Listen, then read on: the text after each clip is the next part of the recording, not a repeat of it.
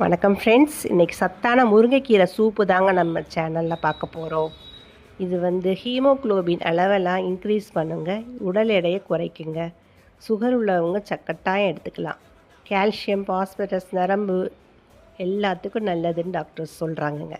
இது 2 நாளைக்கு ஒரு தடவை கட்டாயம் எல்லோரும் வீட்டில் பெரியவங்கலேருந்து சின்னவங்க வரை எல்லோரும் சாப்பிட்லாங்க.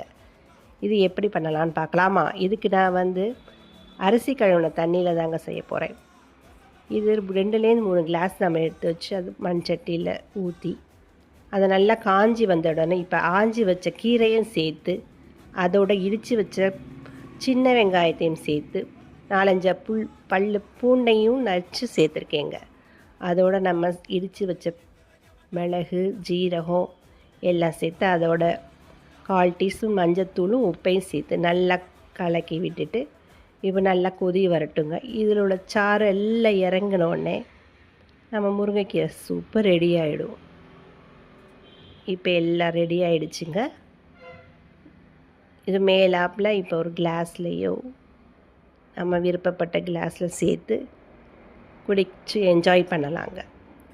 இது பிடிச்சிருந்தா எல்லோரும் லைக் பண்ணுங்கள், ஷேர் பண்ணுங்கள். இன்னொரு வீடியோவில் சந்திக்கலாம். தேங்க்யூ.